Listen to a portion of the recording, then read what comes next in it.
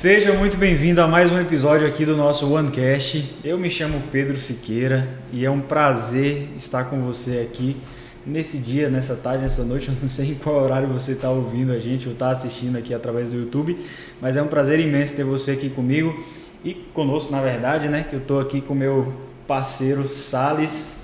Sou parceiro, não sou casca de bala. Não sou casca de bala não, né? Não é essas parcerias. Não é nessa linha não. Ok, eu sou o Salles, muito bom tê-los aqui. Hoje nós vamos ter um programa muito interessante. Você vai gostar pra caramba dessa pessoa. Você vai gostar da história, vai contar um pouco sobre ela, sobre liderança. Olha que coisa interessante aprender sobre liderança. Isso é massa demais, ok?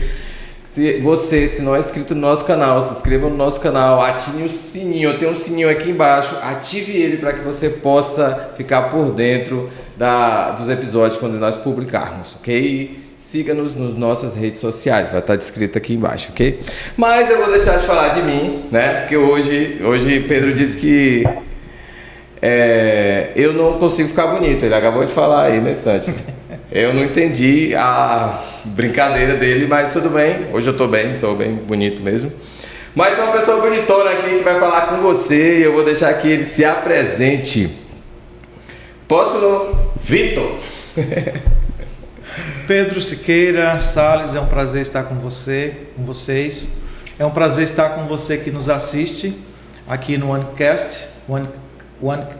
OneCast é isso mesmo, né? É isso mesmo. Só que eu escrevi errado, eu coloquei Quest, é OneCast, que é de podcast.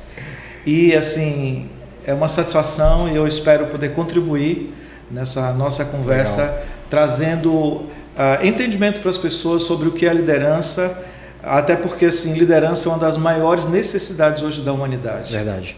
Então, se você quer fazer um bem à humanidade, se torne um líder de êxito, um líder de sucesso, um líder ético e um líder qualificado, capaz de realizar grandes coisas. Muito bom.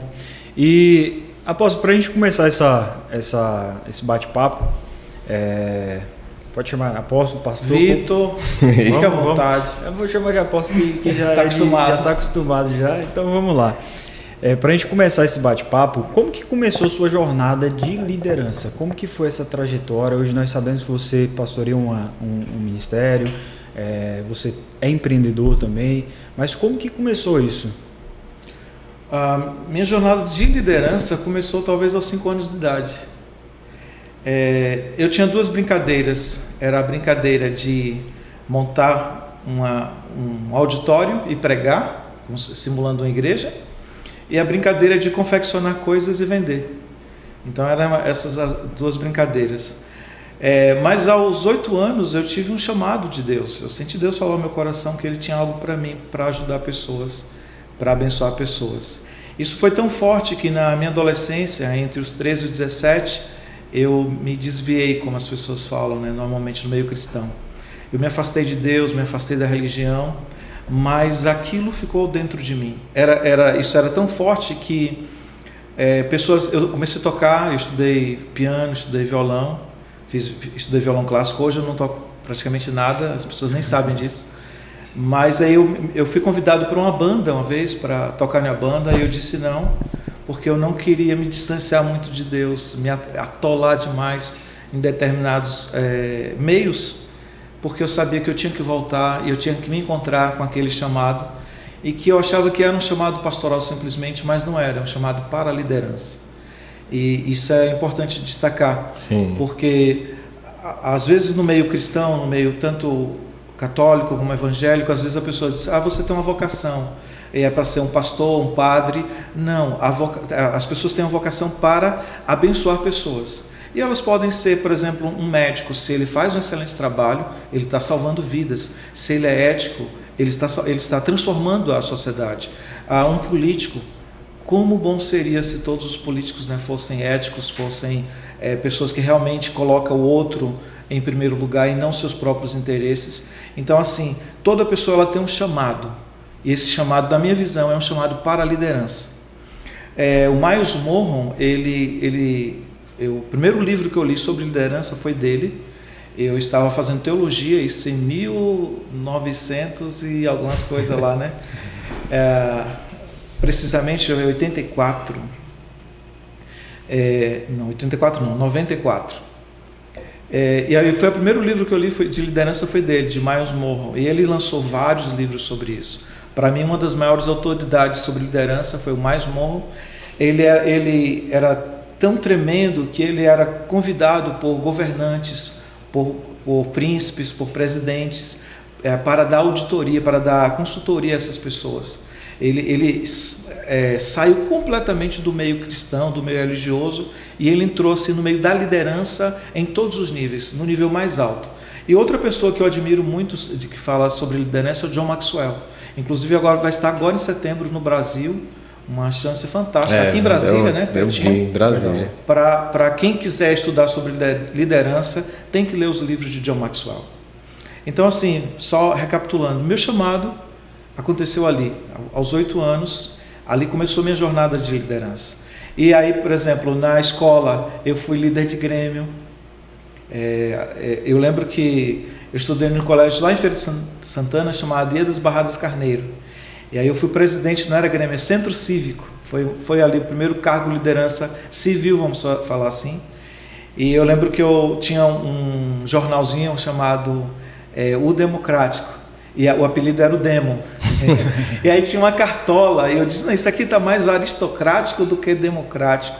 E eu mudei o símbolo dele, eu coloquei uma pomba, porque era o Ano Internacional da Paz.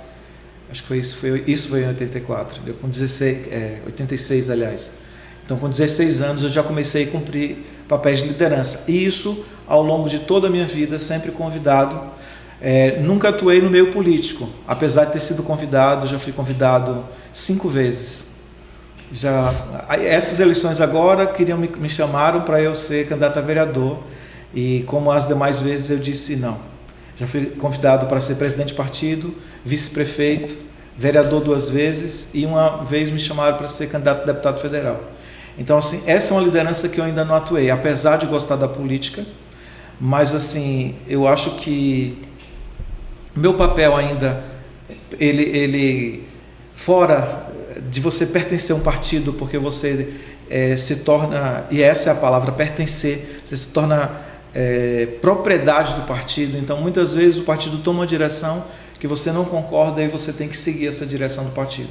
Então, em função disso, eu acho que eu nunca entrei na questão política, mas eu sou um militante no sentido de um ativista, melhor dizendo, ativista político, de defender minhas ideias, defender aquilo que eu creio, e é por aí. Bem interessante, né? Porque é difícil às vezes até nós encontrarmos pessoas cristãs ou do meio cristão que olhem para a política de tal forma, né?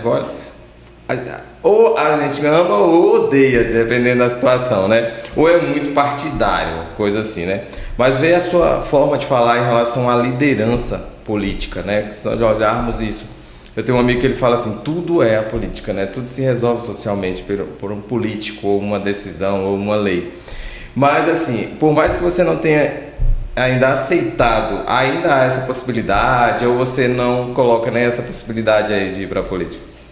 Eu acho que quando eu me aposentar, e olha lá que eu não pago plano de aposentadoria, tá? Não sei, no futuro a Deus pertence. Hoje eu estou focado em uma coisa, desenvolver líderes.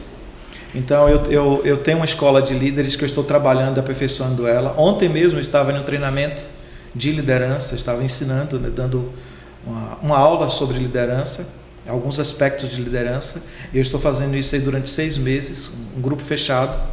Então, assim, esse momento que eu estou vivendo eu estou preparando novos líderes, então eu quero focar nisso. Inclusive de escrever. Você falou que eu sou empreendedor e pastor, eu sou também escritor. E então, assim, eu quero escrever livros, principalmente na área de liderança. Porque, assim, há uma frase do Miles Monroe, nada muda sem liderança. Nada melhora sem liderança. Então, isso é importante. Se nós queremos uma melhora na nossa sociedade, nós precisamos desenvolver líderes. Legal. Tem um ponto bem interessante que eu gostaria de te perguntar também, porque assim, isso aconteceu comigo, acontece com muita gente que tem aquela coisa e talvez tenha acontecido com o Salles também, mas tem aquela coisa do herói relutante, sabe? A pessoa que ela é chamada para algo, mas ela fica relutando, não quer assumir isso. Isso aconteceu muito comigo, né? As pessoas enxergam em você algo que você fala assim, não, eu não quero fazer isso, não. E muitas vezes, até época de escola, eu era convidado, assume a liderança da turma. Eu falei, quero saber disso nada, isso é problema para mim, vou nada. E eu vejo que muita gente passa por isso também, por essa fase assim de poxa, tem um chamado muito bacana para liderar, as pessoas veem, enxergam isso em você, mas você fica meio relutante. Você já passou por isso também? Como que foi? Pedro, todo chamado divino, ele vai ser maior do que a gente. A gente precisa entender isso. Por quê? Porque para cumprir o chamado divino, a gente não vai conseguir cumprir na nossa capacidade humana. Então é necessário uma capacitação sobrenatural.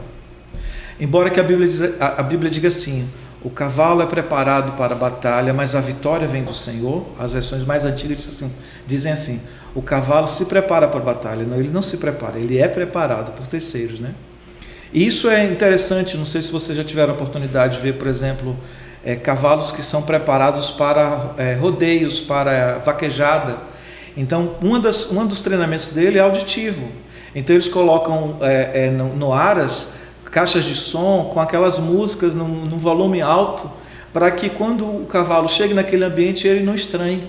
E aí ele possa sair, disparar e machucar alguém ou se machucar, porque são animais caros.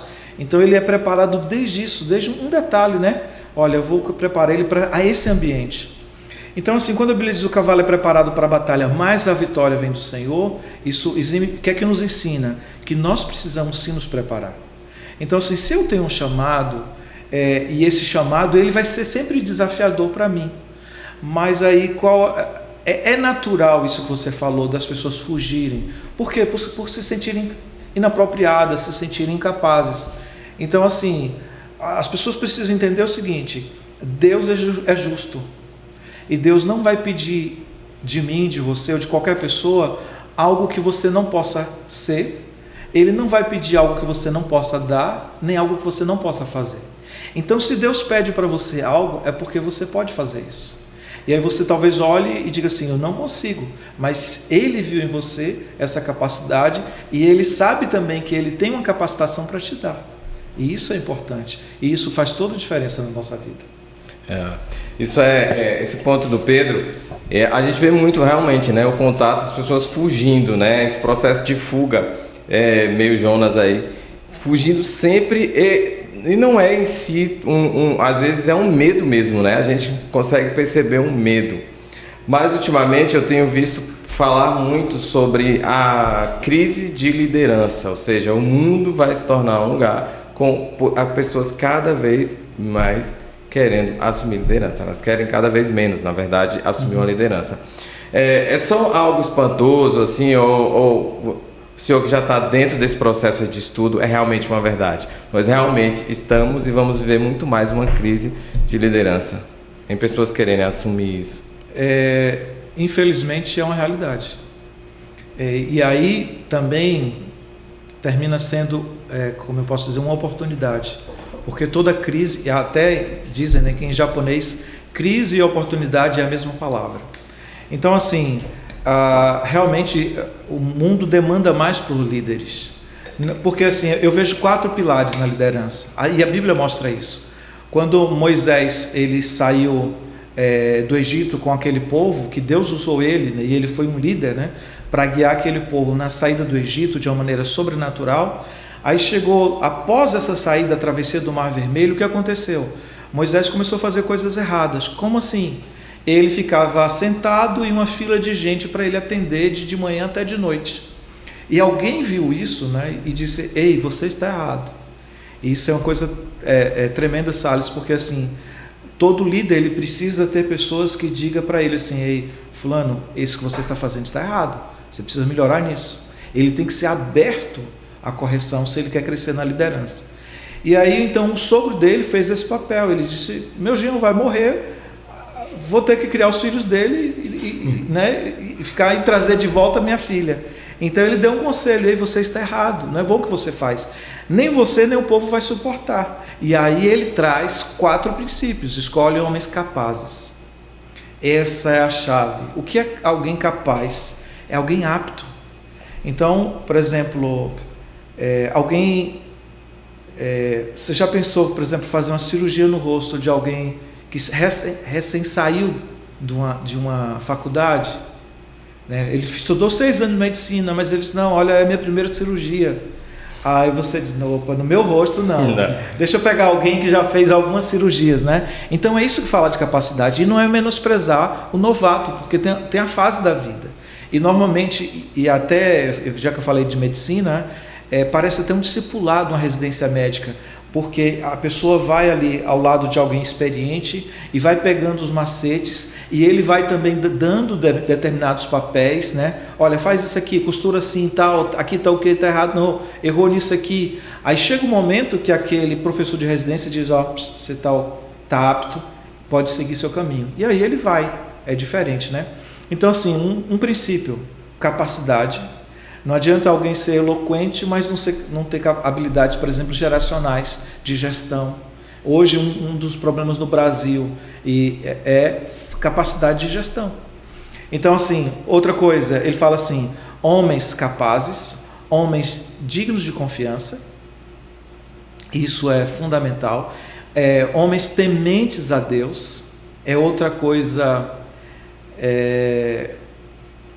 que nós precisamos buscar em qualquer líder, seja para administrar um pequeno departamento em uma pequena empresa ou em uma igreja, aos mais altos escalões de governo, tem que ter temor de Deus. Nessa época de política, a gente sempre é convidado para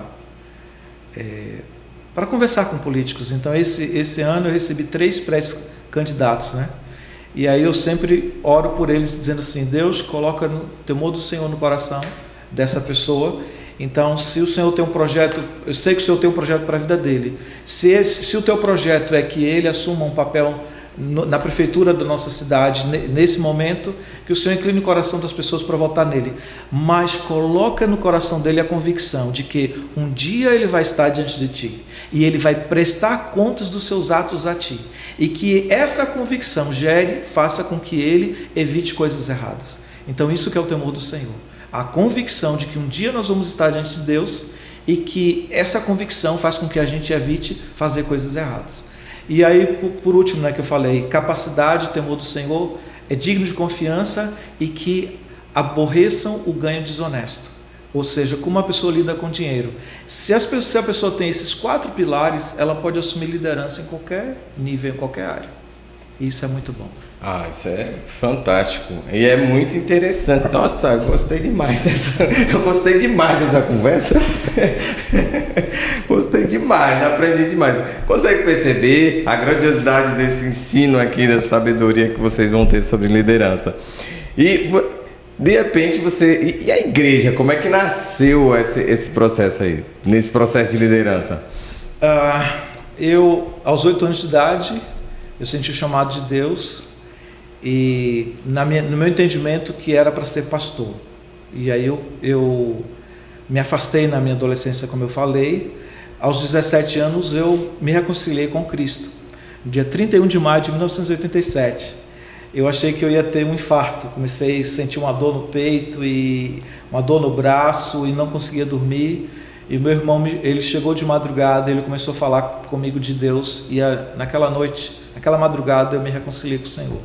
Aí a partir dali eu comecei a enfrentar esse chamado. Eu sabia que eu tinha um chamado divino, mas eu tentei negociar com Deus. Meu sonho era ser médico, então eu dizia assim: Deus, vamos fazer o seguinte, tentei entrar em acordo com ele. Eu vou ser médico e eu vou falar de Jesus para as pessoas, porque eu gosto de falar de Jesus. Então, já com 6 anos de idade, eu me apresentava como missionário, saía junto com os irmãos da igreja, pequenininho, entregava panfleto, né? Então, a minha vida foi assim, em torno da igreja. E aí eu dizia: Deus, olha, eu evangelizo pessoas, eu dou uma manhã por semana para atender as pessoas pobres, mas esse negócio de ser pastor, não. Mas aí por volta dos 19, 20 anos, Deus disse: eu quero que você seja pastor. Eu disse: tudo bem, Deus, eu vou ser pastor, mas nada de fazer teologia. E aí minha mãe percebeu que eu gostava de evangelizar. Ela disse: Vitor, surgiu a oportunidade de fazer uma disciplina chamada Religiões e Seitas. Você que gosta de evangelizar, você deveria fazer essa disciplina. E eu perguntei: mãe, eu posso fazer só uma disciplina? Ela disse: pode. Eu achei que teria que ser o pacote completo, né? E aí eu comecei a estudar e aproveitei que eu tinha 2 noites que eu tenho que ir à noite para o seminário teológico, e eu também era o motorista de minha mãe nessa época. Então eu peguei mais 2 disciplinas, uma de filosofia e uma de sociologia, que são 2 áreas que eu gosto também. E aí comecei a estudar. Aí nesse processo Deus falou: olha, as pessoas precisam entender a palavra, porque se elas não entendem a palavra, o diabo rouba o que foi semeado no coração dela. É a semente que caiu à beira do caminho, na parábola do semeador. E aí Deus disse: você precisa falar de maneira que as pessoas entendam. Então você precisa se preparar para isso. E aí eu comecei a estudar. E nesse estudar eu fui convidado para auxiliar uma igreja em Vitória da Conquista. Depois em Feira de Santana, eu fiquei lá, foi onde eu fui ordenado pastor. Depois recebi 4 convites, entre eles para vir para Barreiras.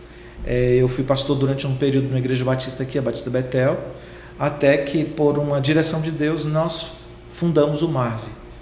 Houve aí nesse período alguns tumultos por dificuldades teológicas com a Convenção Batista, da qual eu fazia parte. Da Ordem Batista, por exemplo, eu creio na ordenação feminina, e os batistas, hoje já tem alguns que creem, mas naquela época não acreditavam. Então, tudo isso corroborou com a minha saída da Convenção Batista, e eu comecei o MAV, ligado ao Ministério Internacional da Restauração em Manaus. Então, essa é a nossa jornada. E o MAV, esse ano vai fazer 24 anos. Olha que legal. Olha, eu vi Luiz Eduardo ontem, eu passei de frente, eu fui lá ontem. Mas é interessante, né? Você pode falar mais um pouco sobre a questão de chamado, né? A gente até já tem um entendimento assim, mas é algo que as pessoas perguntam muito, né? Mas como chamado, né? Como a ideia? E a gente começou sobre a questão de liderança, né? Você começou falando sobre ser chamado para líder, o Pedro falou sobre isso, sobre nós sermos líderes, né?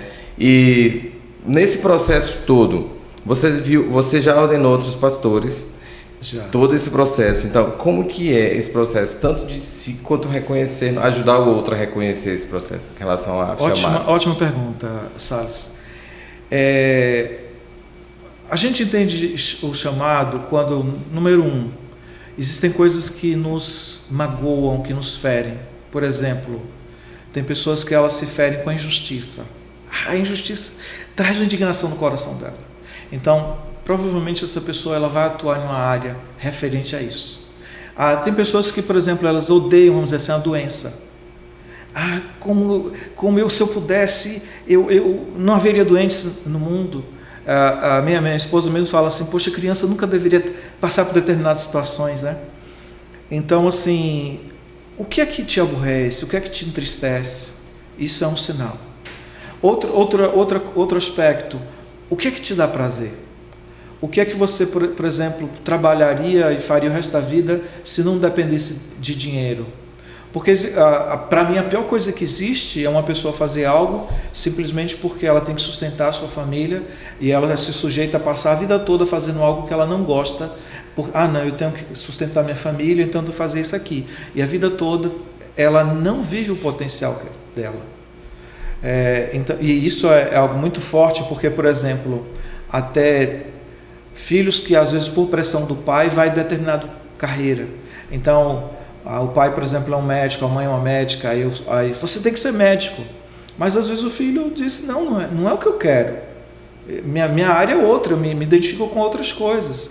E aí até cabe aos pais aprender a entender e respeitar isso. Então, por exemplo, eu tenho uma filha única. Hoje ela é psicóloga e também é formada em inglês, fala inglês super fluente. Ela é simultânea na tradução e até foi coordenadora de inglês de uma escola aqui em Barreiras. E quando ela começou a caminhar para essa direção da psicologia, a gente tentou ser o mais isento possível, não tentar. Eu, por exemplo, que eu falei que meu sonho era ser médico, eu poderia dizer assim, não, vai ser médica, pressionar ela para fazer medicina, né?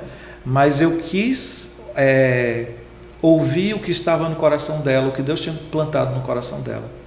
E isso a gente precisa aprender a ouvir. Então, uma paixão, né? O que é que atrai, que brilha os seus olhos quando você faz? Então, por exemplo, a gente estava aqui em off, né? Você falou sobre essa coisa de gravar. Isso é bom demais, porque pessoas que estão assistindo esse podcast, essas pessoas vão dizer assim, uau, isso aqui é importante para mim. Então você está contribuindo com a mudança de vida, com o direcionamento, né, para a vida das pessoas. Isso é muito bom. Maravilha. Muito legal. Eu tinha até uma pergunta que eu acredito que complemente um pouco também com o questionamento que o Salles fez, né? Porque as pessoas têm muita dúvida em relação a chamado, em relação a propósito, em relação à vocação. E você queria ser médico, e Deus estava ali te chamando para o pastoreio, né? E o que a gente vê muito acontecendo também, pessoas que têm uma vocação, digamos assim, para o meio, que as pessoas ainda fazem essa diferenciação do secular, enfim, mas vamos tratar dessa forma, tem uma vocação para o meio secular, para a medicina, para o empreendedorismo, algo nesse sentido, e eles querem focar em algo mais voltado para o ministério também.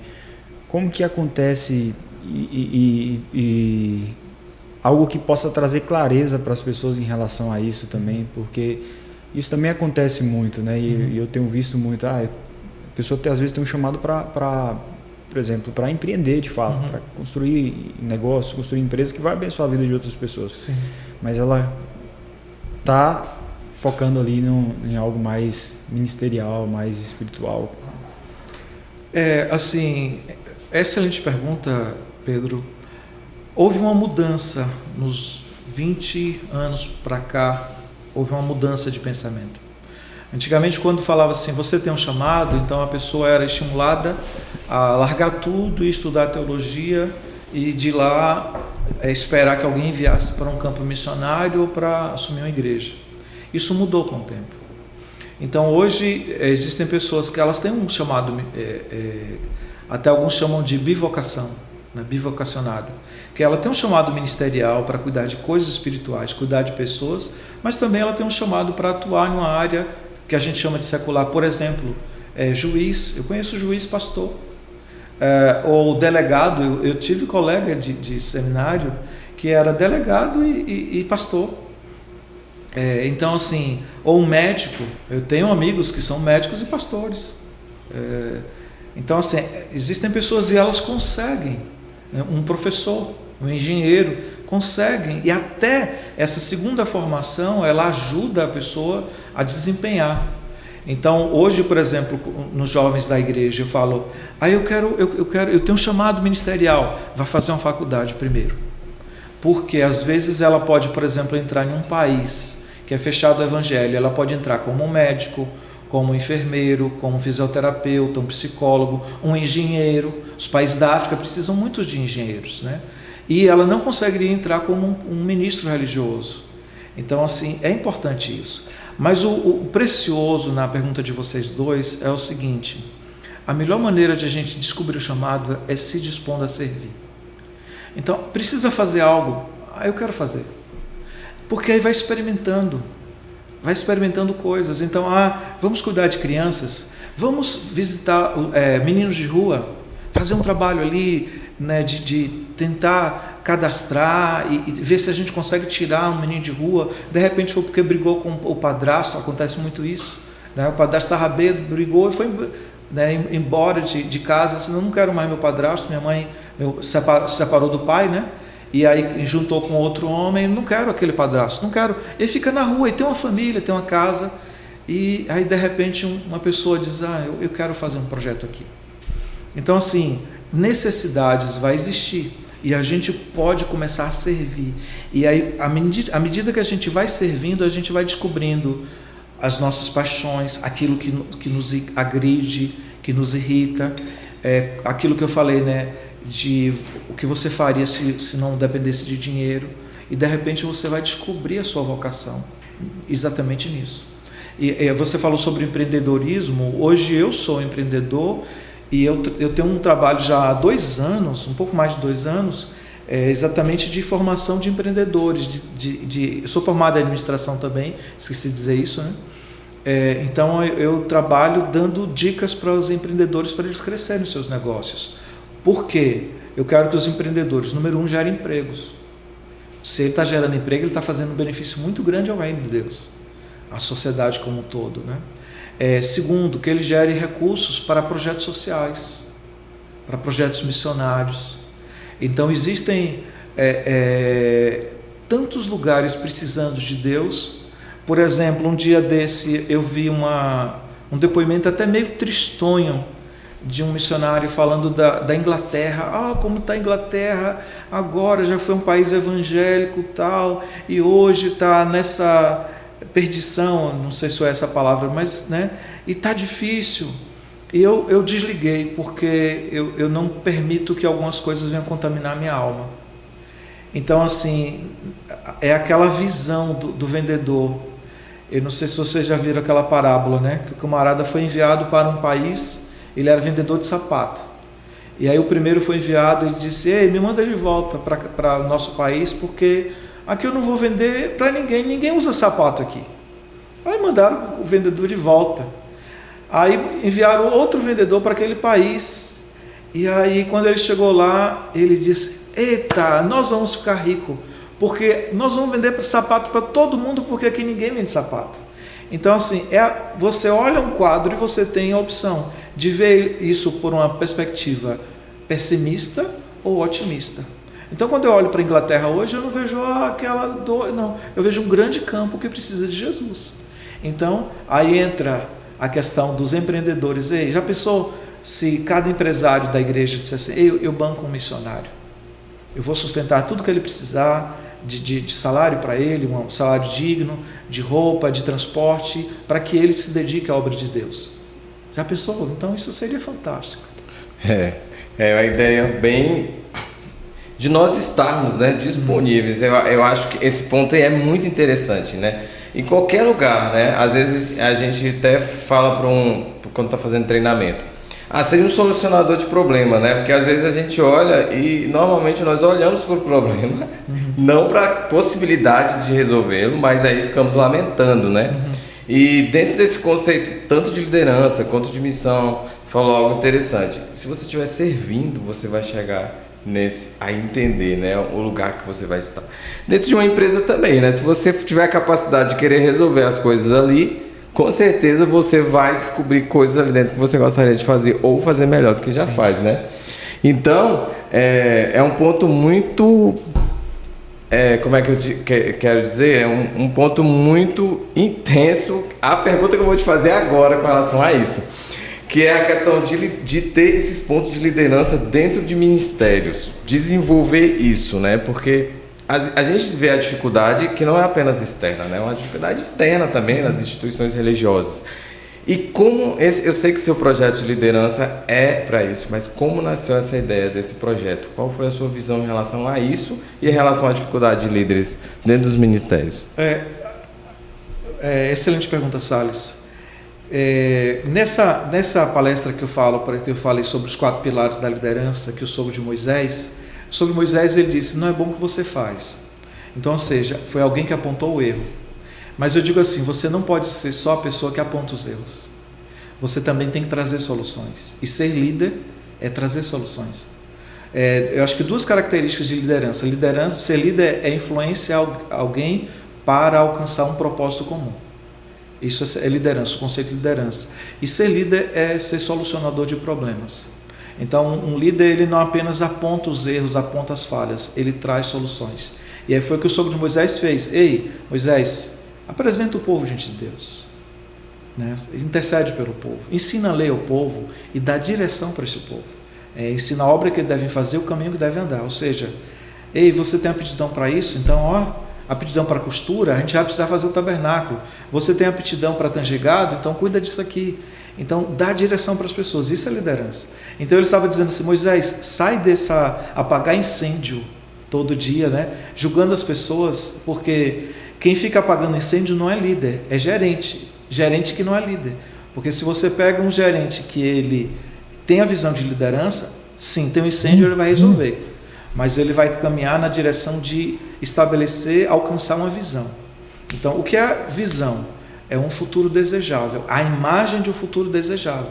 Então, eu quero transformar a One em a maior empresa do Oeste de comunicação, de solução empresarial. Isso é um futuro desejável. Qual é o ponto B? Eu estou no ponto A. Onde é que eu estou? Então, o que é que eu preciso fazer para chegar lá? Isso é a capacidade do líder. E interessante é que existem 3 níveis de liderança.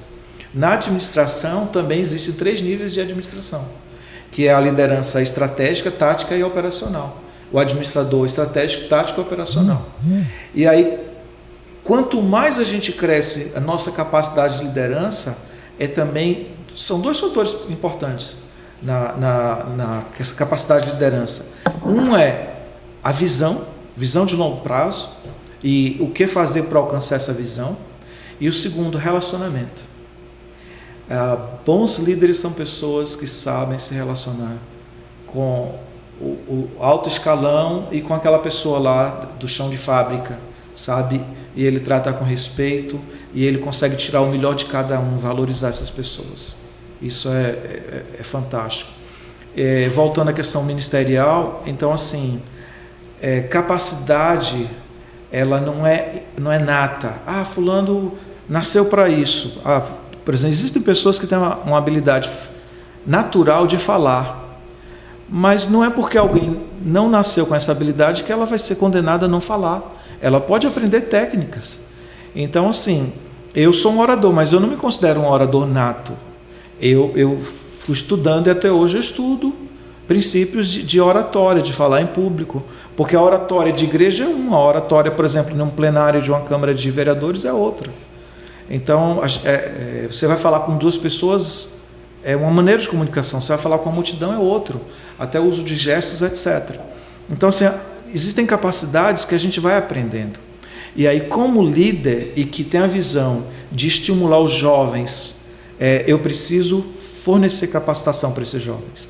Então, assim, tem uma empresa no Brasil que ela diz assim, o sorriso, a gente contrata o sorriso, as técnicas a gente ensina. Isso é muito forte. Fantástico, muito, muito, muito interessante. Muito legal. E trazendo agora para esse lado mais empreendedor, você fundou a Allet, né? A Allet tanto a editora quanto a loja, né? O e-commerce. Como que foi essa ideia? Veio da sua paixão como escritor? Conta um pouco pra gente. De verdade, assim, eu sempre tive o sonho de ter uma editora. Legal.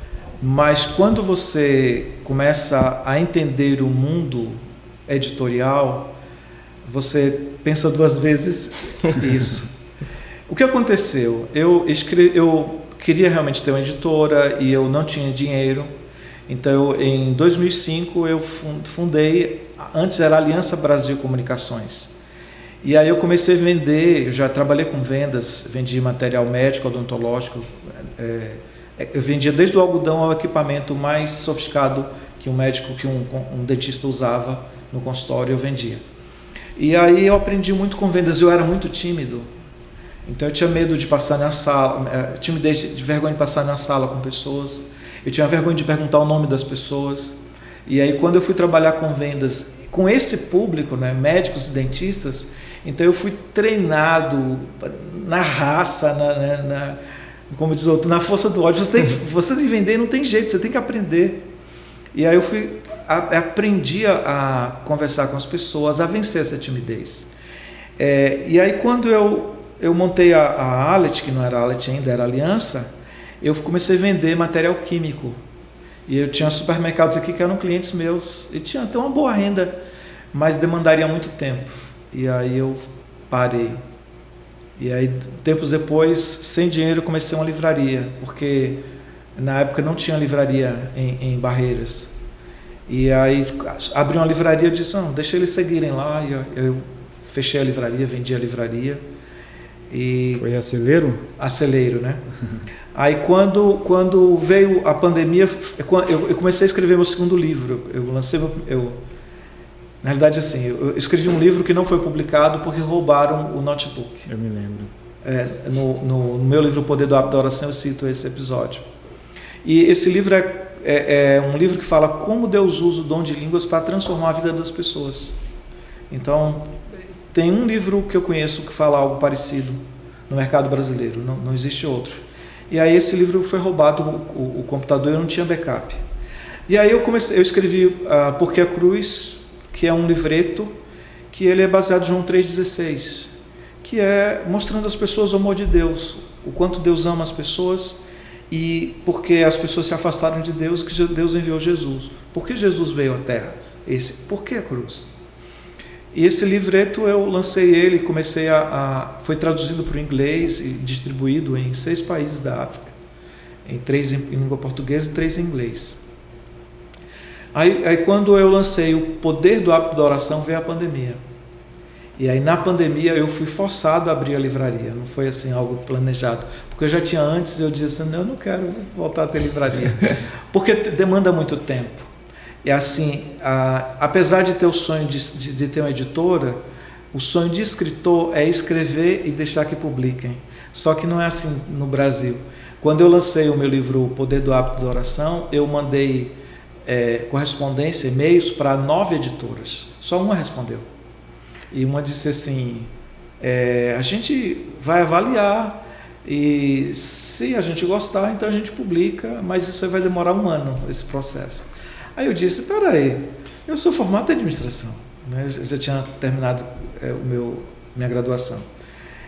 Sou formado em administração, eu tenho um CNPJ, eu vou transformar ele em editora e vou publicar meu livro, e foi o que eu fiz.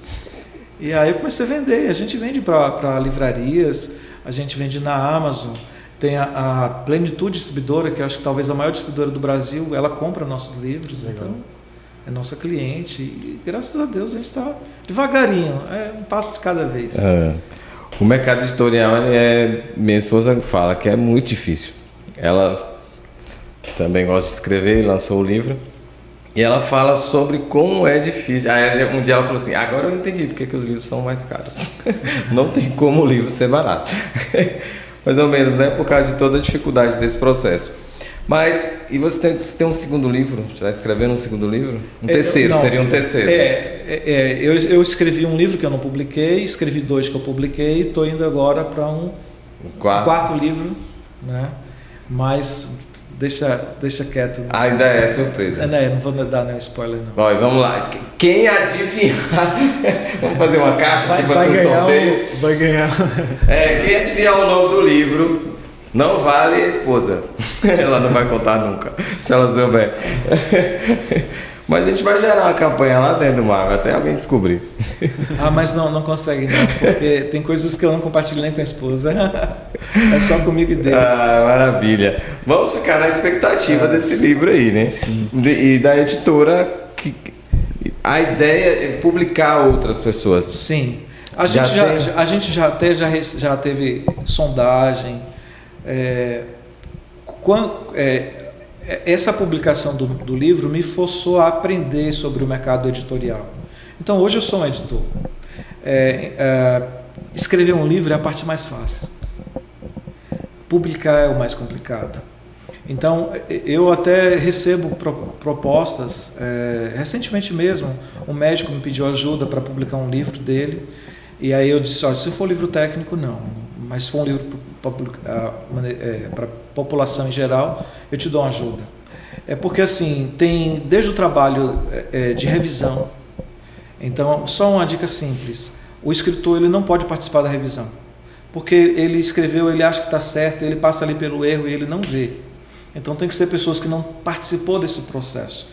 Aí você pega e entrega 3 revisores. E aí vai fazer uma revisão linguística, do estilo, gramatical, de digitação. É muito trabalho isso. Aí tem a parte de diagramação. Então você pega e entrega um diagramador e ele vai fazer um bom diagramador, faz um trabalho excelente, um tipo de fonte que vai escolher, o tamanho da letra, porque tem livro que a letra é muito pequena e algumas pessoas têm dificuldade de leitura. Tudo isso tem que ser pensado, né? A linguagem do livro, às vezes você pega livro em que tem uma linguagem muito alta e os nossos tempos mudaram, tempos de redes sociais. Hoje as pessoas, é uma linguagem muito mais dinâmica do que há 10, 15 anos atrás. Então tem que ser atualizada.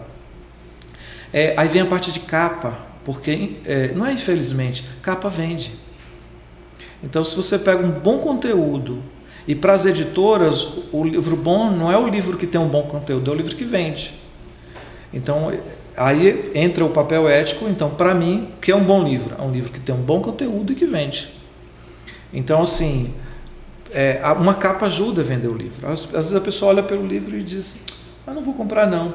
E perdeu de ter ali, talvez, a vida dela transformada.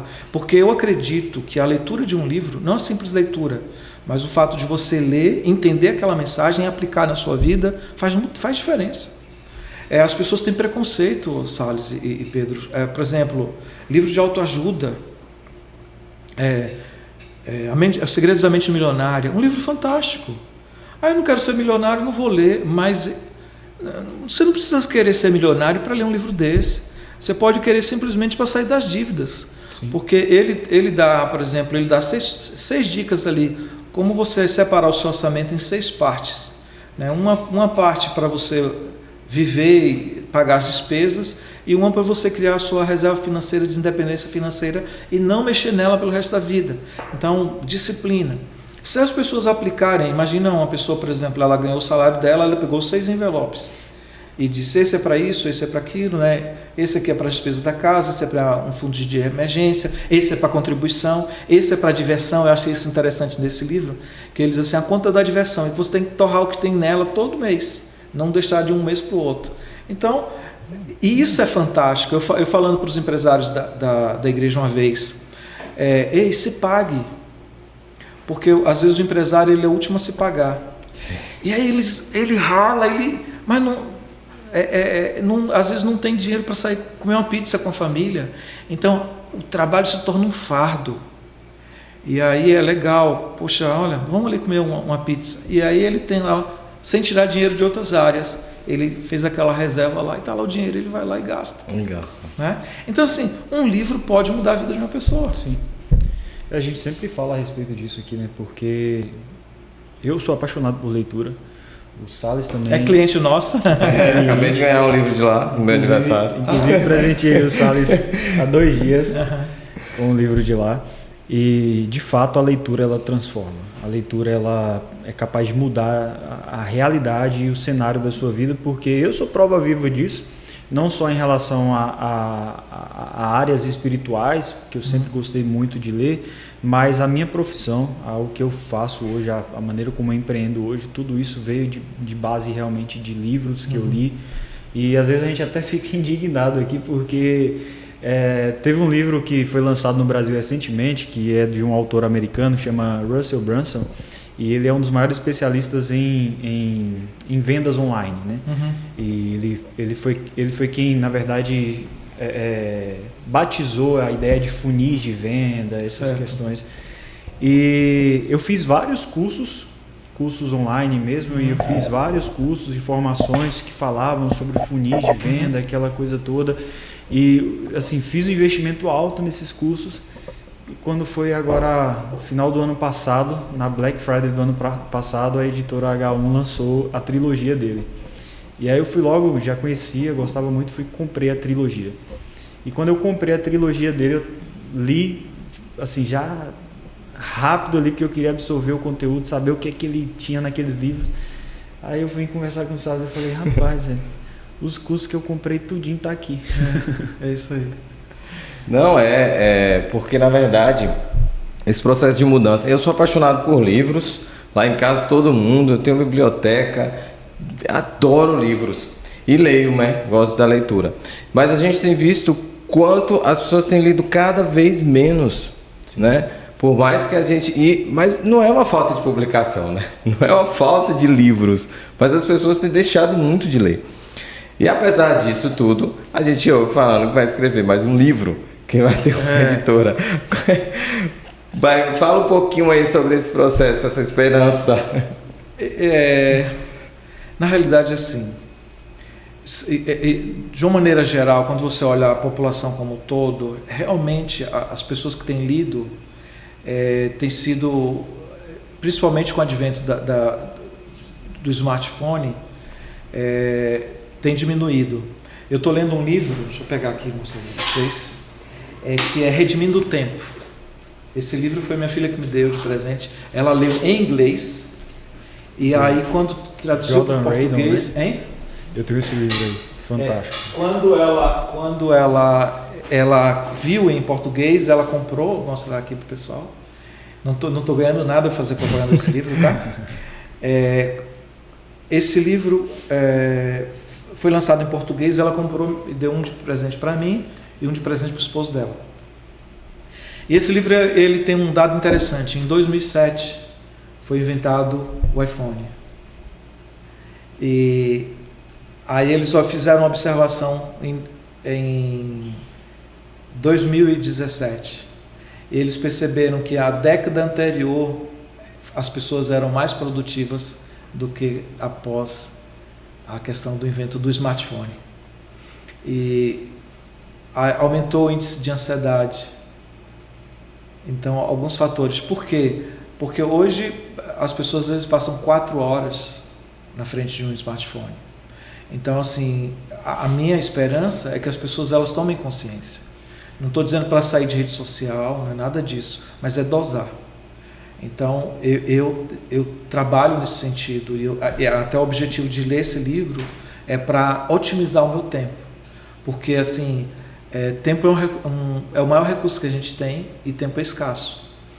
Então, hoje eu estava assistindo um podcast do Flávio Augusto e ele me deu uma sacada, assim, eu digo, ele é empresário, ele disse assim, eu já tive 200 CNPJs, porque cada escola era um CNPJ, mas eu nunca fui na prefeitura. Então ele diz assim, eu contratava pessoas para fazer isso, eu nunca fui na audiência de trabalho, né, de Justiça do Trabalho, um funcionário, porque eu preciso ocupar o meu tempo nas coisas que fazem a roda andar. Sim. Aí eu disse, rapaz, que sacada. E, às vezes a gente, né, tá pegando o nosso tempo e ao invés de delegar essas missões para outras pessoas, a gente está ocupando tempo em coisas que não traz retorno para a nossa missão, para o nosso propósito. E aí, né? Isso. Caso falou uma palavra interessante, que propósito, né? A gente não consegue ver alguém e não perguntar o que ela acha sobre propósito, né? Porque apesar da gente falar muito sobre propósito, a gente cada vez percebe que as pessoas estão menos com propósito. Sim. Elas estão. É uma época que, se você jogar na internet, a palavra propósito vai aparecer assim infinitamente vezes pesquisada. Mas cada vez as pessoas parecem que estão menos sem propósito. Como se houvesse essa relação? Propósito você não escolhe, você descobre. Cada coisa que é criada, isso não é fala minha, o Mike Murdock fala isso, cada coisa criada no planeta Terra, no universo, ela é criada por um propósito. Esse microfone é graças a ele que a minha voz está chegando a você que está nos assistindo e nos ouvindo. Então, assim, o pedestal foi criado para quê? Para que o microfone seja colocado e fique em uma posição confortável. Então, a mesa, né, já pensou a gente sem uma mesa aqui? Onde colocaria, né, esse pedestal, o microfone? Então, tudo que é criado por um propósito. E cada pessoa que Deus criou, e nós cremos que Deus criou cada pessoa, ela é criada por um propósito. Então, as habilidades, o temperamento, a personalidade, tudo vai encaixar para que ela viva o propósito. Mas qual é, então, a receita para viver o propósito? É andar com o fabricante, aquele que nos criou. Então, quando a gente anda conectado com Deus, Ele vai começar a colocar no nosso coração. E aí até aquilo que a gente falou do chamado, que chamado e propósito, para mim, são sinônimos. Então, assim, aí a pessoa ela vai ser um agente do amor de Deus nessa terra. E, na minha visão, propósito, viver o propósito é o caminho da felicidade. Quando a pessoa encontra o propósito e ela vive no propósito, ela é uma pessoa feliz. E até porque o propósito, quando eu vivo o propósito não é para mim, é para outras pessoas. Sim. Então, quem é médico não é médico para se tratar, é para tratar outras pessoas, né? Então, isso é interessante. Então, o propósito não é para mim, é para o outro. E isso é a chave. Eu vou encontrar no outro a chave para a minha vida, à medida que eu me disponho a servir. Então, por exemplo, quando alguém está... um humorista, coisa simples, tirar de humorista, quando ele está fazendo alguém sorrir, o sorriso faz tão bem à saúde. Ele está vivendo um propósito, ele está ajudando pessoas. Então, ele está ajudando o próximo. Isso é importante. Sim, de fato, e a gente gosta muito de falar a respeito disso, né? Porque é aquela ideia realmente de você... E quando você empreende, e eu acredito que não existe empreendedor sem propósito, e isso é uma fala do pastor Paulo Borges, que ele diz que quando você passa a viver o negócio, simplesmente você começa a precificar o certo, você não é empreendedor, você é um comerciante, né? Você está fazendo aquilo ali só por dinheiro, né? E, de fato, o empreendedor ele precisa, antes, descobrir quem ele quer servir, né? E essa é uma das perguntas que a gente percebe uma dificuldade muito grande, as pessoas têm de responder. Quem você quer servir? Então, com o seu negócio, com o seu ministério, com a sua carreira, quem que você está buscando servir?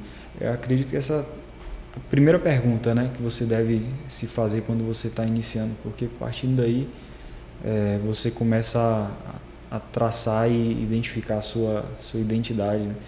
E você falou algo muito interessante que é óbvio, né? Mas também, como a gente sempre costuma dizer, o óbvio precisa ser dito. Você não tem como encontrar o propósito olhando para si mesmo.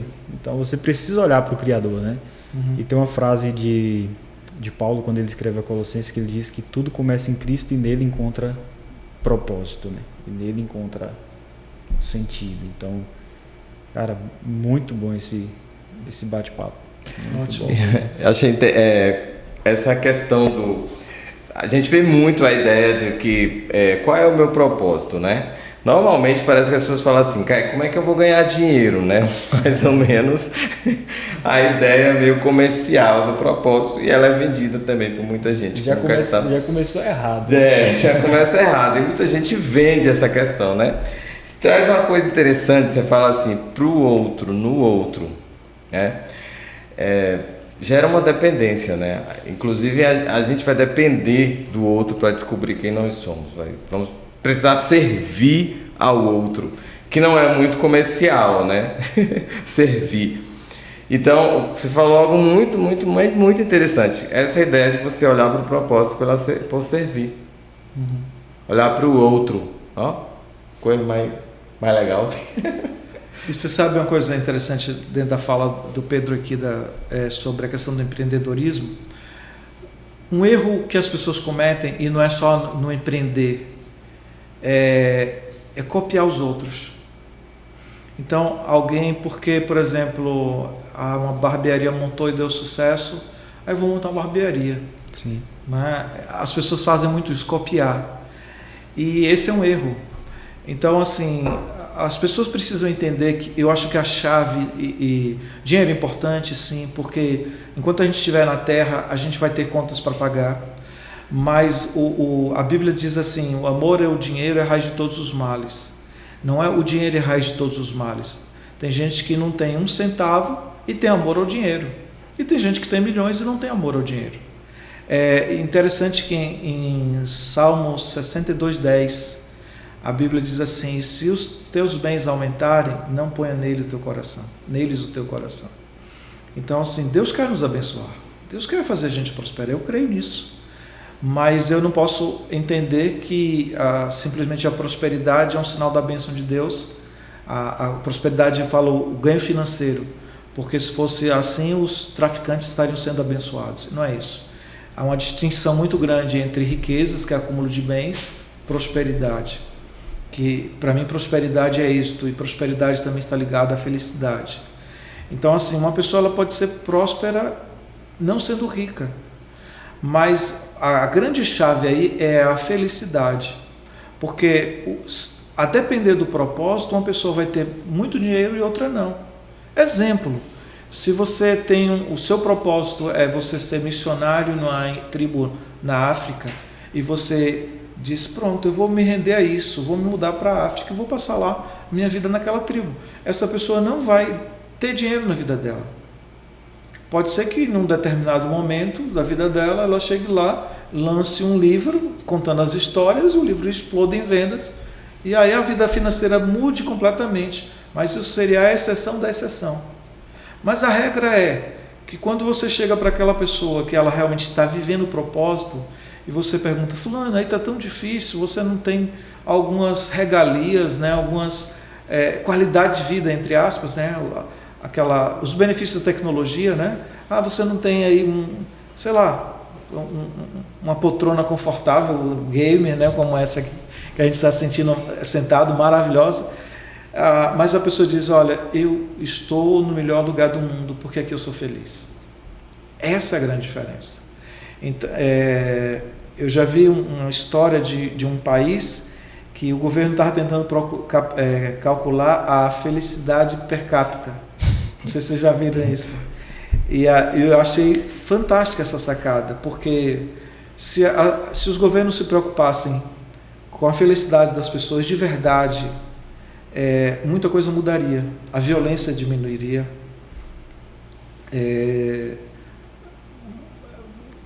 As pessoas teriam mais saúde, porque a saúde física está muito relacionada à saúde emocional.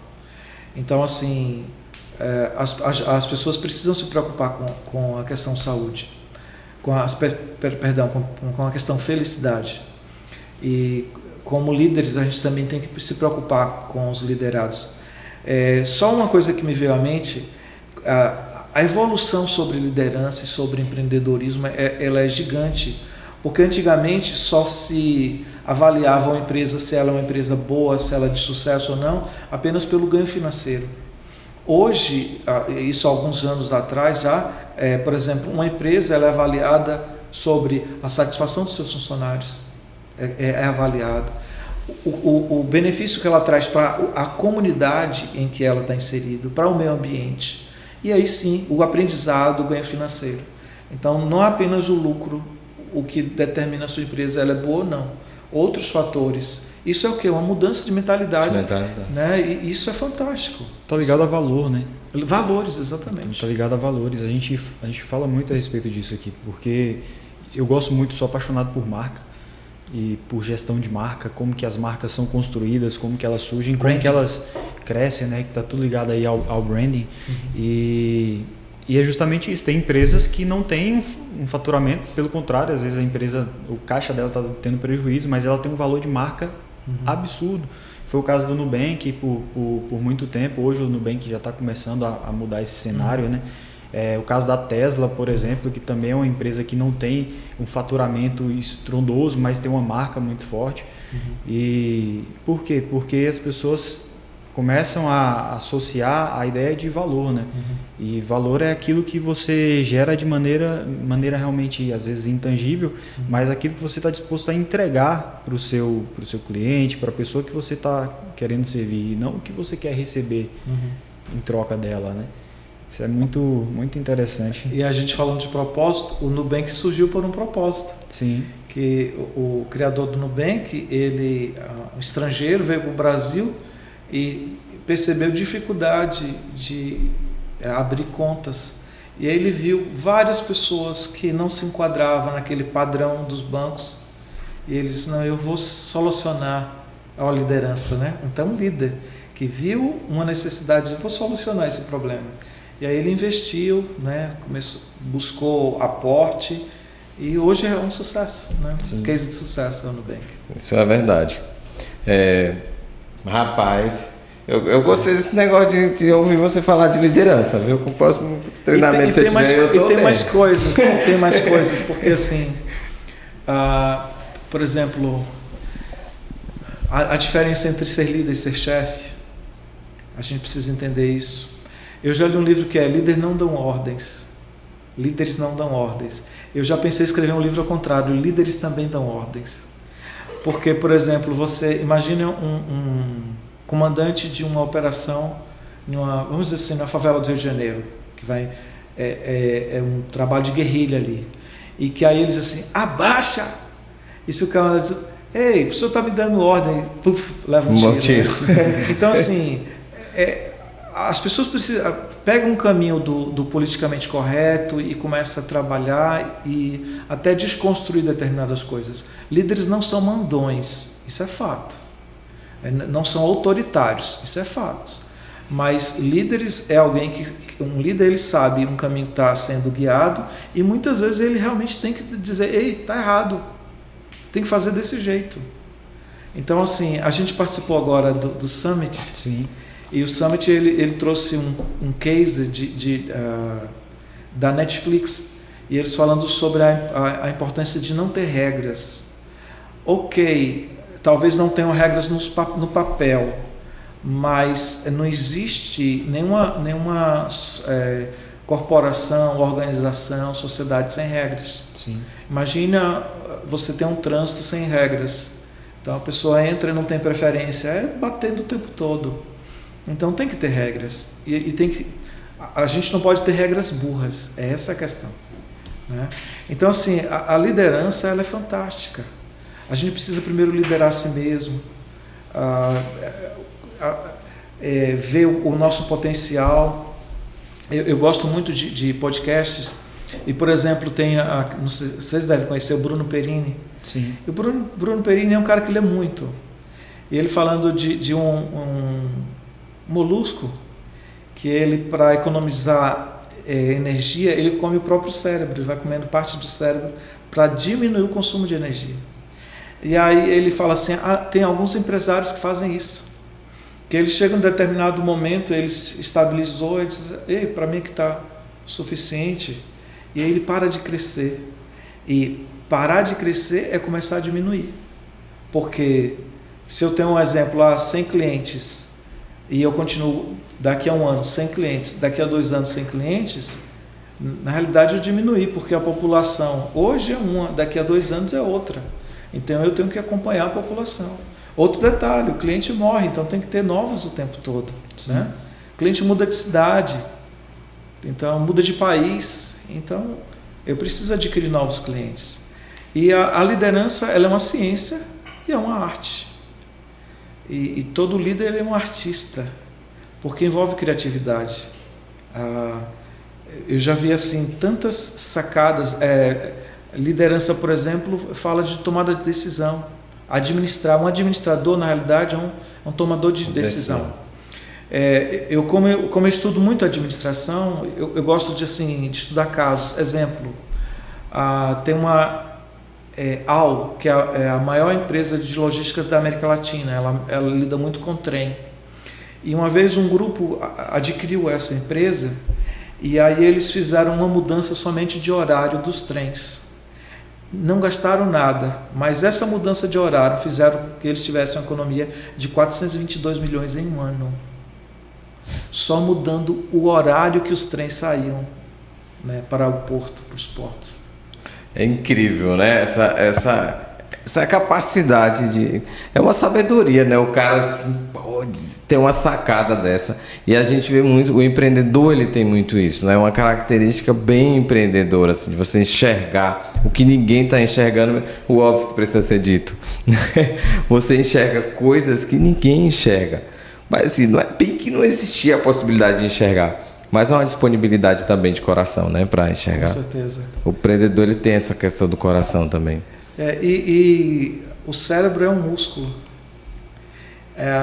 Hoje uma das coisas que me entristecem é ver pessoas não usando o cérebro, porque a mente é o maior presente que Deus deu à humanidade. Então nós não usamos 10% da nossa capacidade. Você já pensou se a gente usasse 20%? 30%, né?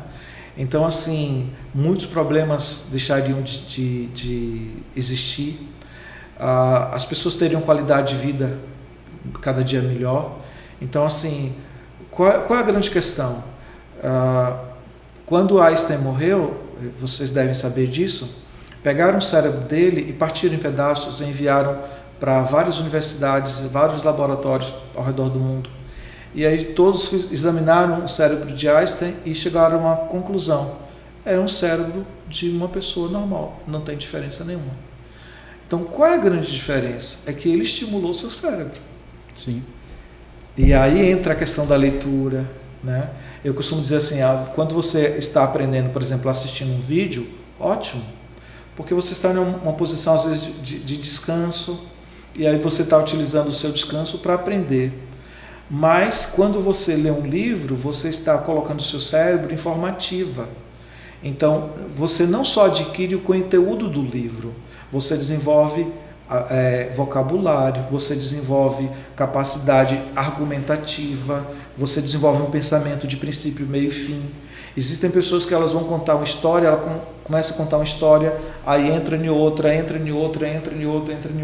e não fecha nenhuma, né? Quando você pode até entrar na história para ilustrar um ponto e volta de novo, né? Quando você tem essa habilidade de argumentar, de conversar.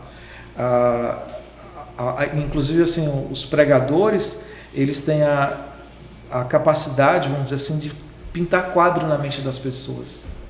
E eu acho isso lindo. E você sai de uma pregação ou de uma palestra de alguém que ouviu e você disse: poxa, que bom ter ouvido essa mensagem, essa palestra. Isso incrível, isso é maravilhoso. Eu também concordo muito com essa ideia de você construir a imaginação, construir o mundo que as pessoas... Isso é bom para vendedor também, eu gosto disso como vendedor. A gente fala muito sobre storytelling, né? Que é justamente essa arte, né? De contar histórias. E tem uma frase do Steve Jobs que eu li num livro e fica até de indicação também, que é um livro da Bernadette Chiva, Empresas Movidas por História. E a frase dele diz o seguinte, que o homem mais poderoso do mundo é o contador de história. Então, porque justamente ele tem essa capacidade, né, de ilustrar, de trazer essa narrativa, de emocionar, de construir ali todo um cenário que faz com que a pessoa realmente visualize e compreenda com mais facilidade, né, aquilo que está sendo explicado, está sendo dito. Então, é fantástico, eu sou apaixonado por Jesus, isso também. Ele é chamado do contador de histórias. Sim. A cultura dos judeus, né, tem bem isso, né, desde novinho. E você já parou para pensar? Jesus nunca construiu um prédio, Jesus nunca escreveu um livro, e os seus ensinos, que foi a partir de 12 pessoas, revolucionaram a humanidade, a tal ponto de a humanidade é dividida, a história entre antes de Cristo e depois de Cristo. Então, assim, a metodologia dele funcionava. Sim. Então, o ensino dele de 2000 anos atrás é trazido até hoje, graças às histórias que ele contou. Maravilha. Isso é ótimo. Bom, e aí? A gente tá caminhando pro final aqui já, o papo tá muito bom. Mas antes de encerrar, eu queria saber um pouco sobre que você escreveu um livro chamado O Poder do Hábito da Oração, né? E eu queria saber um pouco sobre isso, e as pessoas também têm muita dúvida a respeito disso. Como orar? Na verdade, primeiro, né? O que é oração? Como orar? Aí eu estava lendo um livro do C.S. Lewis, que é A Última Noite do Mundo. E o primeiro capítulo dele, ele fala justamente sobre a oração, né? E eu achei muito interessante que ele fala: a oração funciona?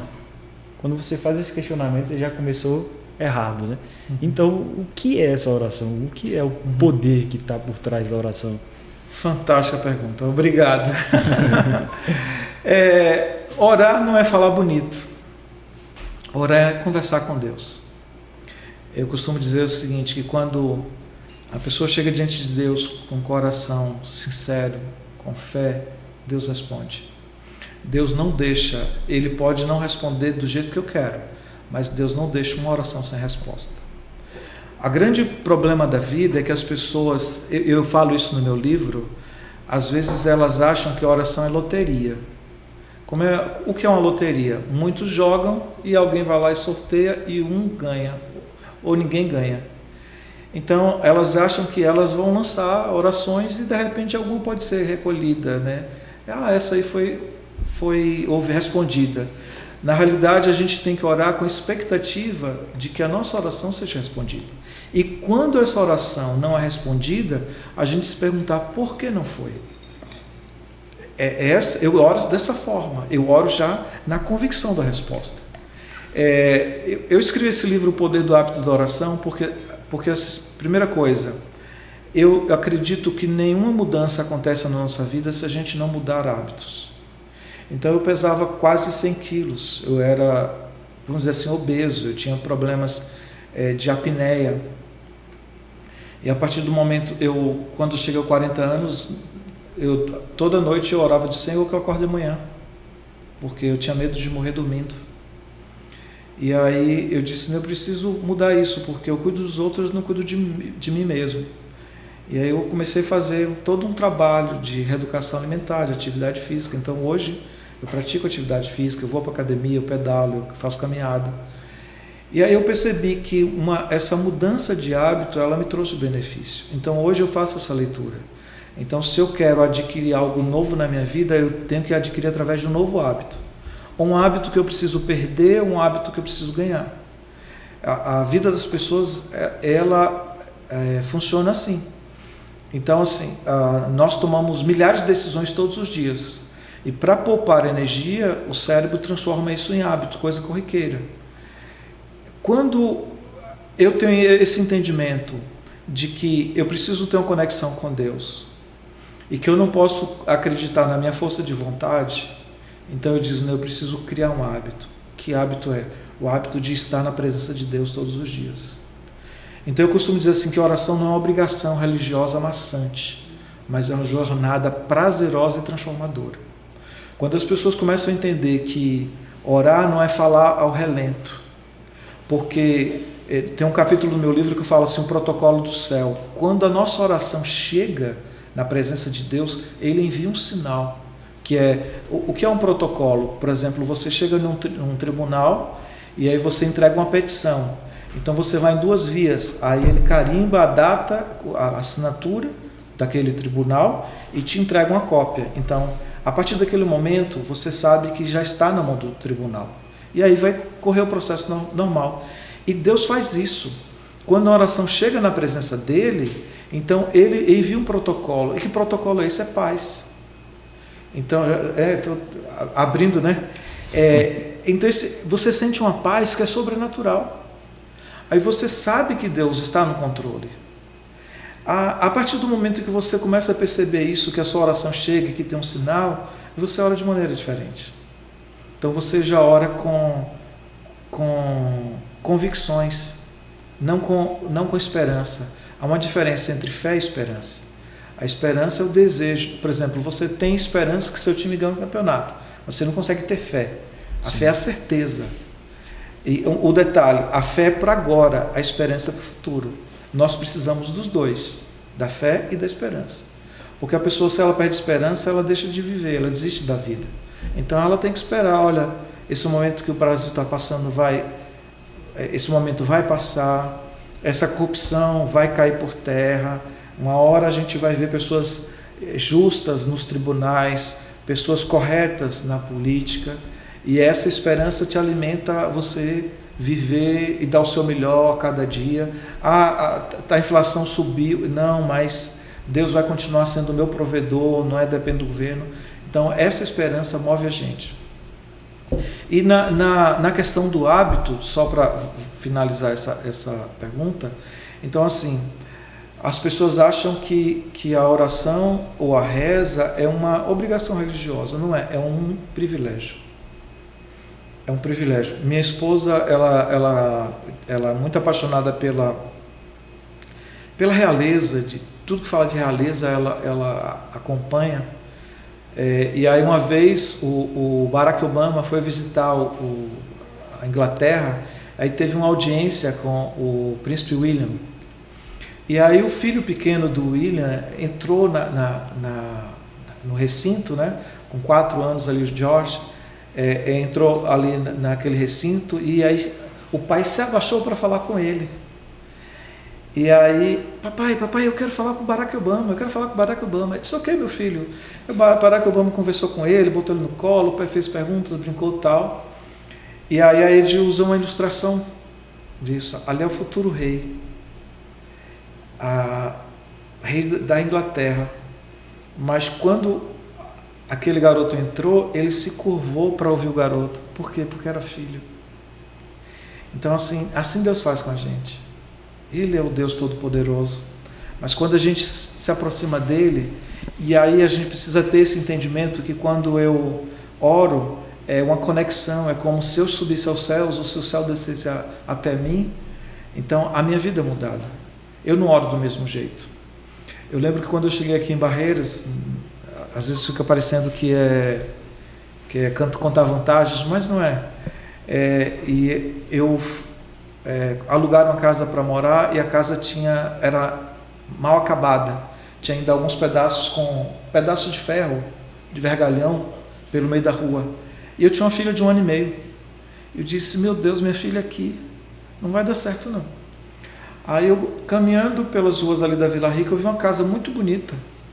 Eu botei a mão na casa, eu chamei o pastor Alexandre e hoje o pastor Daniel, concorda aqui comigo, Senhor, abre as portas, eu quero essa casa.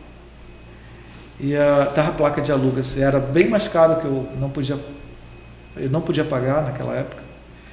E aí entrei em contato com o corretor, falaram da proposta dele, eu falei da proposta que eu podia pagar, e ele disse, não vai aceitar não, mande essa proposta. Aí quando mandou a proposta, o corretor falou assim, eu não entendo, ele tinha pedido X, eu acho que era na época R$500, que era muito como se fosse 5 salários mínimos, quase isso, coisa assim. E eu trouxe uma pessoa com 550, 450, ele não aceitou, e agora você oferece, acho que foi 300 que eu ofereci, uma coisa assim, que eram quase 3 salários mínimos. E ele aceitou, eu não entendo. Aí eu disse, meu filho é Deus, fica quieto aí. Então assim, Deus responde a nossa oração. Quando a gente tem essa expectativa, eu conto um episódio no livro, que isso mudou minha maneira de orar.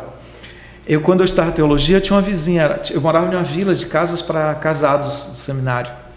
E a gente pagava um aluguel simbólico lá naquelas casas.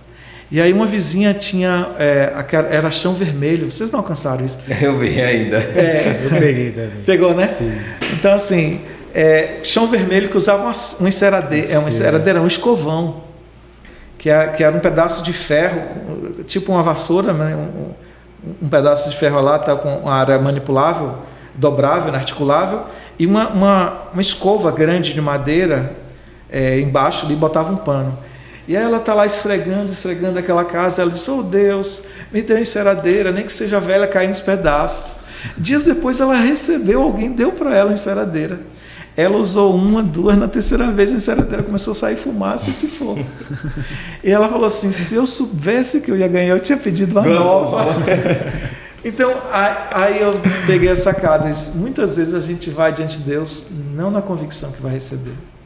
Porque se a gente tivesse convicção, a gente pediria diferente. Sim. Então, esse é o caminho.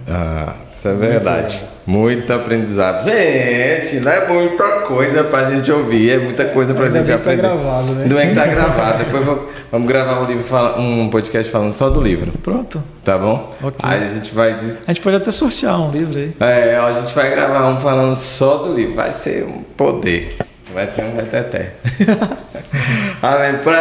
Apóstolo, obrigado pela tua presença, por ter tido um tempo disponível. Eu sei que você é um cara ocupado, mas essas questões, assim, falar do reino, coisas interessantes, você sempre vai ter um tempo. Já tem um tempinho, né, que a gente está tentando trazer isso aqui. Eu agradeço, até estava com vergonha, porque tem tempo que vocês chamam, mas chegou o dia, né? Chegou o dia. Foi muito bom. Maravilha. Eu que agradeço, é um privilégio estar aqui com vocês e poder compartilhar um pouco daquilo que Deus tem nos dado. A gente não tem nada, é Ele que nos dá. Amém. E a glória sempre é para Ele. Amém. Se tiver alguma coisa que a gente não abordou e você quiser abordar... assim, como o tema é liderança, eu acho que assim, a coisa mais importante que a gente precisa falar é: desenvolva suas habilidades de liderança. Toda pessoa tem. Existem os níveis de liderança. E até na Bíblia, esse capítulo que eu falei, né, de Moisés, e ele fala assim: olha, Moisés escolhe homens capazes, tementes a Deus, homens dignos de confiança, homens que aborreçam ganho desonesto, e coloca por chefes de 1000, chefe de 100, 50 e chefe de 10. Então, existem pessoas que elas não vão conseguir liderar 1000 pessoas, mas conseguem liderar 10, Sim. conseguem liderar 5. Então, tem capacidade de liderança. Uma coisa que a gente precisa dizer também é o seguinte: se a gente quer receber grandes coisas de Deus, a gente precisa se capacitar para isso. Porque em Mateus 25, na parábola dos talentos, quando Jesus conta a parábola, ele diz assim: e o reino dos céus é semelhante a um homem que pegou seus bens e distribuiu aos seus servos. A um deu 5, a outro 2, a outro 1. A cada um segundo a sua capacidade, e então partiu. Então, o que recebeu 1, ele não falhou na missão dele, porque ele não tinha capacidade de administrar 1. E um talento era 44 quilos, ou de prata ou de ouro, então era muito dinheiro. Então não foi porque era um valor ínfimo que ele não conseguiu dar conta. A falha dele foi o medo. Então, o medo nos rouba de vivermos o nosso melhor, de abençoarmos outros e de vivermos o propósito. Quando fala assim, segundo a capacidade de cada um, então se eu quero receber grandes coisas de Deus, eu preciso me capacitar. Então, é ruim falar da gente, mas, por exemplo, eu fiz 2 graduações, mas eu estudo até hoje. Eu nunca parei de estudar. Então, hoje eu estudo inglês, hoje eu estudo a Bíblia, hoje eu estudo técnicas de venda, princípios de administração. Então, eu tenho uma rotina de estudo. Todos os dias eu estou estudando, seja lendo um livro, seja, às vezes, assistindo um podcast. O tempo todo eu estou estudando, participando de seminários, de congressos, viajando para outros lugares, porque a gente não pode parar de crescer. A gente tem que viver aprendendo para poder viver o potencial que Deus nos deu e viver o propósito plenamente. Então, assim, seja líder. Esse é o meu apelo. Seja um líder íntegro que teme a Deus, que tenha competência, que seja digno de confiança, que aborreça o ganho desonesto. E você vai fazer um grande serviço para a sociedade onde você está inserido. Oh, maravilha! Isso é bom, viu? Quase choro. Gente, chegamos ao final desse episódio, mas nós vamos ter outro episódio. Vocês já ouviram falar aí, nós vamos gravar um falando sobre o livro. E eu quero te falar o seguinte, tem um QR Code aqui em cima, é um treinamento de venda silenciosa que nós vamos trabalhar. Depois você vai ter mais informação, ok? Nos acompanha na rede social. E obrigado, apóstolo, obrigado mesmo pela sua presença, pela sua família, pelo seu coração disponível para o reino, pelas vidas transformadas através daquilo que você dispôs a fazer. Obrigado, que Deus continue abençoando, viu? E Pedro vai encerrar. Já que começou, isso, né? Eu quero agradecer de coração por ter aceitado o convite. Foi difícil conciliar a agenda aí, mas deu certo, tudo no tempo de Deus. Então, muito obrigado, apóstolo. Foi um tempo realmente muito precioso aqui pra gente. A gente aprendeu muito e eu tenho certeza que as pessoas que nos ouvem também aprenderam demais. E quero estender o convite aqui também para a apóstola Eide estar conosco aqui, bater um papo também para a gente conversar. E, cara, a UANA, nossa empresa, ela está de portas abertas. Obrigado. Pra quando você quiser realmente, a gente está aqui para servir, para somar com tudo que você se propõe a fazer, porque eu sei que você é um cara realmente que vive essa ideia de prosperidade, de fato, com uma capacidade de transformar vidas, né? Então a gente está aqui também com esse objetivo, transformar vidas, de lançar pessoas, de realmente fazer e tornar o reino de Deus conhecido através dessas diversas vertentes que foi justamente a temática que a gente trabalhou hoje, né?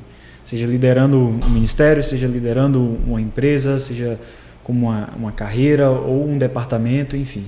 Então, muito obrigado por compartilhar conosco tanto sabedoria. Eu que agradeço e parabéns a vocês pelo trabalho. Deus os abençoe. Amém.